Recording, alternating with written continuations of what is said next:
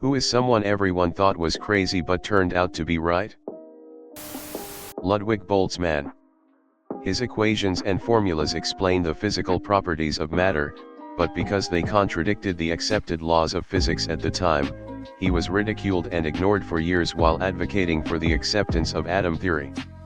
He took his own life just 3 years before Ernest Rutherford discovered the nucleus of an atom, which proved Boltzmann's theory. Koto Kawamura, for sure. He was mayor of the Japanese town of Fude for several decades, starting just after World War II up into the 1980s. He was aware that Fude had been flattened in the past by tsunamis, only to be rebuilt in the same place. He learned there was nothing protecting his town. So, he ordered the construction of a state-of-the-art seawall. It was very expensive, and laughed at as a folly. Kawamura was personally attacked as crazy and wasteful in the national and even international press. He died in 1997. In 2011, when the Tohoku earthquake and tsunami struck Japan, it killed roughly 20,000 people. But the Fude seawall held, and the town escaped almost untouched.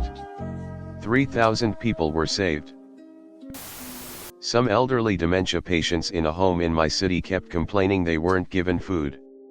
Everyone assumed they had forgotten they'd already eaten, as people with dementia sometimes do.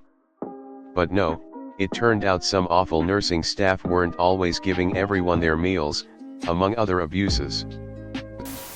Ignaz Semmelweis, in 1846, Semmelweis suggested that hand-washing could prevent the spread of disease in hospitals. He was ridiculed for his idea, sent to a mental asylum, and died forgotten by his peers. Lindy Chamberlain Creighton. A dingo truly did take her baby. Alfred Wegener, who first proposed the idea of continental drift, which would eventually evolve into plate tectonics. Geologists of his time viewed him as an outsider and dismissed his theory.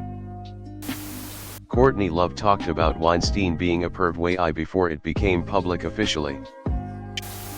Martha Mitchell was talking to reporters about Nixon's involvement in Watergate within days of the burglary. Nixon and his people tried to paint her in the press as a loon who had a drinking problem, which, to be fair, she probably did, but obviously she was vindicated in the end. Lydia Fairchild, a person exhibiting genetic chimerism, accused of not being her children's mother. Harry Markopolos. He knew Bernie Madoff was lying but he was ignored by regulators. Corey Feldman. Barbara Walters said that he was damaging an entire industry with his sexual abuse allegations against Hollywood. Jose Canseco was one of the first players to openly discuss how prevalent steroid use was in the 90s and 2000s. People dismissed his claims as those of a declining player just trying to stay relevant. In 1957, Manitoba Premier Duff Roblin authorized a flood control waterway through Winnipeg. The project was the second largest earth-moving project in the world, after the Panama Canal, even more than the Suez Canal. The entire province had a population of 900,000. It was completed on time, and under budget, but he got skewered for it as being unnecessary. It got branded Duff Stitch, and approximating the building of the pyramids of Egypt in terms of usefulness. Since then, it saved the city from several floods, saving over $40 billion. It was designated a National Historic Site as an outstanding engineering achievement both in terms of function and impact. 79-year-old Stella Liebeck sued McDonald's when they offered $800 for her medical bills for the third-degree burns she got on her groin when her coffee spilled in her lap. She was a joke for years until the pictures and facts came to light. The coffee was found to be kept at 180 F, about 35 degrees hotter than other restaurants. Sadly, some still use her as an example for frivolous lawsuits, but the incident hastened her death and caused her intense pain and anguish. Ludwig Boltzmann, an Austrian physicist in the late 19th century, is a fascinating example. Boltzmann developed statistical mechanics, a theory explaining how the properties of atoms determine the physical properties of matter. At that time, Many scientists, including some very influential ones, did not believe in the existence of atoms. They thought Boltzmann's ideas were absurd and unscientific. Boltzmann's theories provided a statistical explanation for the second law of thermodynamics, but his contemporaries ridiculed him, claiming that atoms and molecules were just convenient fictions. The constant criticism and rejection from the scientific community took a severe toll on Boltzmann's mental health. Tragically, he took his own life in 1906. A few years after his death, the work of Albert Einstein and Jean Perrin provided definitive proof of the existence of atoms and molecules, vindicating Boltzmann's theories. Today, Boltzmann is celebrated as one of the founders of modern physics, with concepts such as Boltzmann's constant and the Boltzmann distribution named in his honor. His story serves as a poignant reminder of how groundbreaking ideas can face harsh opposition before being recognized as revolutionary. The story of Denise Huskins. The cops thought her abduction was a hoax created by herself and her partner. She was even painted in the media as the real-life Gone Girl. Then months later an attempted kidnapping incident led police to a suspect and proved that Denise was telling the truth all along. Writer Ernest Hemingway was convinced the FBI had him under surveillance. His friends and family thought he was paranoid until unsealed records revealed he really was being followed, had his phones bugged, etc. Rose McGowan. She was talking crazy shit about people following her and ex-Mossad agents being involved.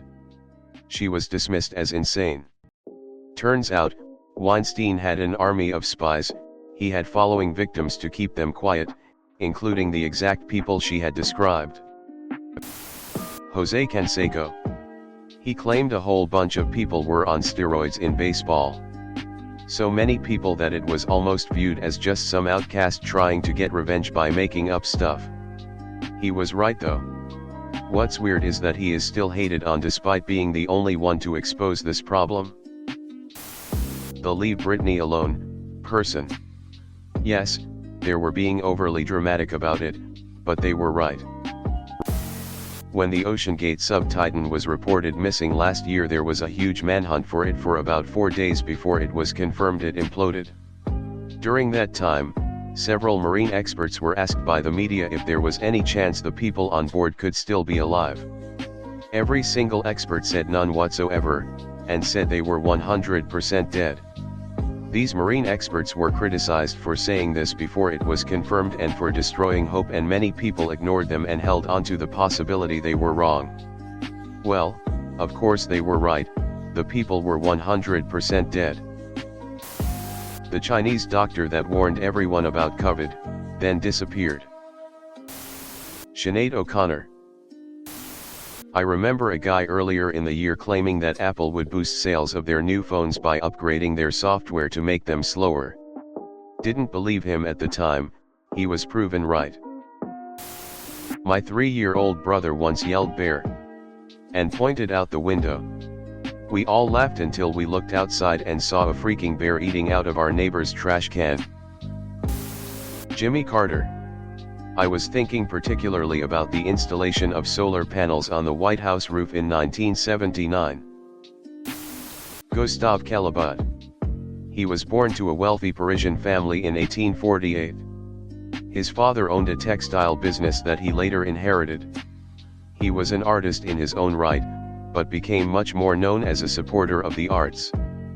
Fearful he'd die young, he writes in his will that the French state accept his large art collection, today valued at several $1 billion, and hang art from several Impressionist artists, who were friends of his, in a national museum upon his death.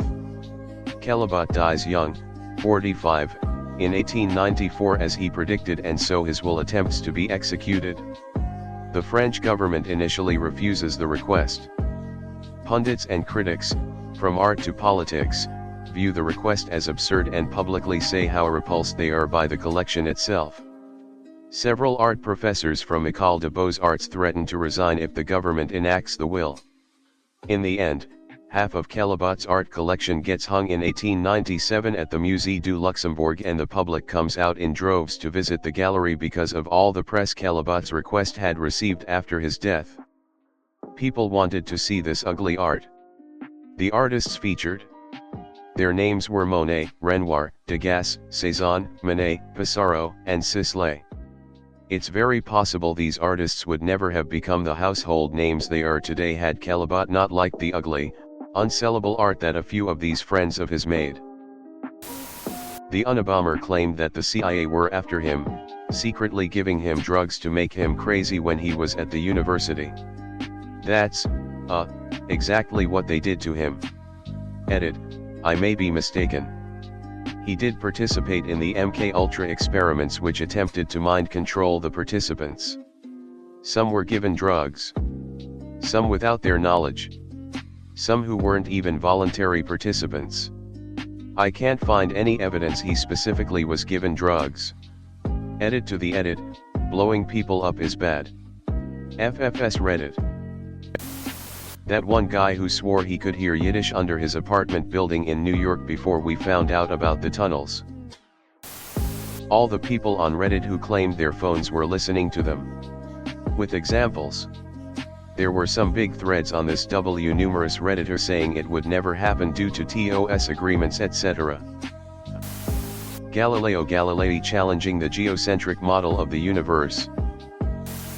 John Lydon told a BBC interviewer in 1978 that Jimmy Savile was into all kinds of seediness and that the BBC probably wouldn't air him saying that. He was right on both counts. My grandfather used to tell my dad and aunt that one day people would be walking around with devices the size of calculators, at the time about the size of an adult's hand and an inch thick, that could access libraries of information. He died the year before the iPhone came out. My great-uncle was a paranoid schizophrenic. Before he died he was telling my grandfather that there were people living in his house. Everyone in the family just assumed he was hallucinating. After he died and they were cleaning out the house they found an apartment with a crib had been set up in the basement. There was a whole family squatting there.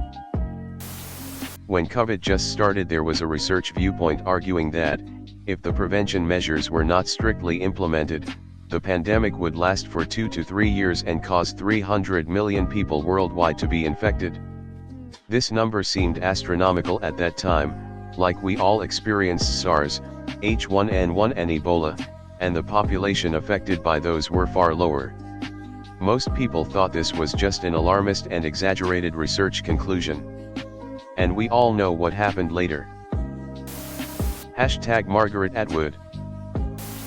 I don't think Topher Grace was ever considered crazy, but he definitely got a bad rep back in the day as someone who was considered aloof or isolated from the rest of that 70s show cast, Kutcher Kunis Masterson. He was also made out to be someone who thought he was better than the rest of them, and even his departure from the show was played to be arrogance. 20 years later and we find out he was running the hell away from Masterson's sex crimes and from Kutcher and Kunis Scientology gospel. Patricia Stallings maintained her innocence after being sentenced to life for killing her baby, who it was determined died from antifreeze poisoning. She gave birth to her second child in prison, and that child was diagnosed with a rare genetic disorder called MMR that mimicked antifreeze poisoning. I understand the medical examiner considered the possibility of MMR in the death of the first child but never tested for it. Anita Hill. Maddening that it was Joe Biden who led the charge to discredit her, and Clarence Thomas is wreaking so much havoc on his administration now. She exposed him as a nasty, lying sack of excrement, and the male establishment did everything in their power to paint her as a crazy person. Nikola Tesla.